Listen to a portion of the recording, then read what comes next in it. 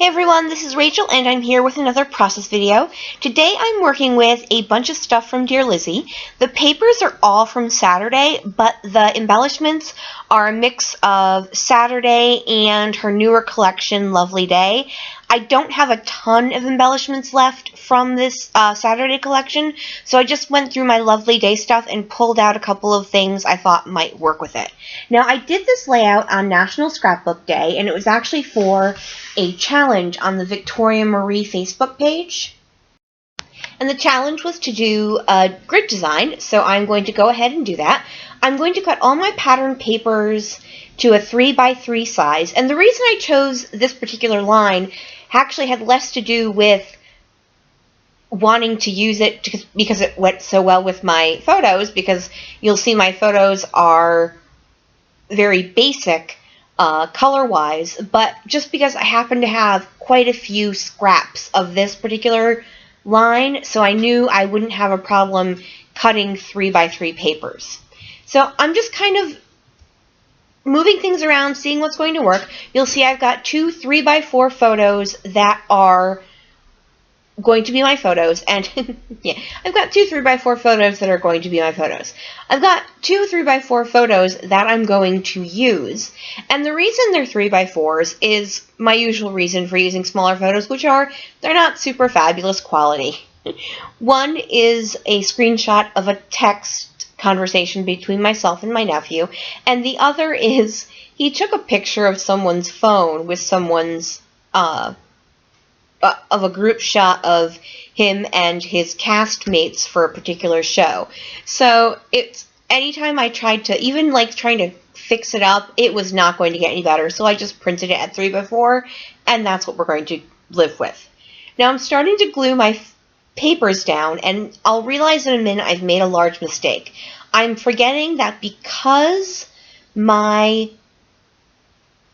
photos are 3x4, I can't do that. I can't have that first line of papers be that far over. I'll realize that once I go. See, what I'm going to do now is add a very tiny mat to this photo, simply because it's white and I'm putting it on white cardstock. It blended in too much for my eye to deal with, so I added just the minutest of mats using this arrow paper to the back of that particular photo. I don't even mat the other one. And then I'm thinking, oh, I should get the other side laid out so I can, and I'm just using my trusty T-square ruler. I picked this up, I believe, at Joann's. It was all of $2. And here's where I realized, oh yeah, that is too far over. You can only do about a ½ inch, not a full inch. So I'm going to go ahead and re-glue all this down. Now I use an ATG, and the tape I use is the generic ATG tape from tapedepot.com. And I go in with a whole bunch of my friends as part of a group buy every couple months. And believe me, I have enough tape to last me forever, but it doesn't stop me from getting in on the next group buy. But the good thing about this tape is it does give you a little bit of time before it becomes super permanent. Not always. On certain papers, it sticks like nobody's business right away. But for most things, I do have the ability to pull it up to fix it, which is good because I have the inability to glue things down straight the first time. Quite a bit of time. Now I've grabbed those little 3x1 pieces of the pink on pink striped paper, and I'm just using that because wow, run on sentences much. Because my photos are a different size of my papers, I just need those to fill in the gaps that it's going to create. So I'm liking the way this is looking. Now my plan at first was to put my title down at the bottom, but, oh, excuse me, my dog has decided to say hello to the people outside. I swear, every time I start to do a voiceover, everyone is asleep. The cat's asleep, the dog is asleep. The minute I start to do a voiceover, the cat crawls in my lap and starts purring, the dog goes insane. It's a whole party here, people, I can't even tell you. Alright. Let's move back to the layout. I'm going to use these petal stickers, and these are from they came out along with the Saturday collection. And as I was saying before, originally I was going to put the title down at the bottom, but I decided to swap that and have it go more in the middle because of what I'm planning on doing with my journaling. I'm going to do the type of journaling where it leads into the title being the last part of the journaling. And I just take that branding strip and I use that as a base layer for my journaling. So, alright, interrupting myself to interrupt myself again. What I was saying about these stickers is that they came out with the Saturday line. They're called Petals, and I know they don't read well in the video. It's because they have a glossy top. They read perfectly fine in real life.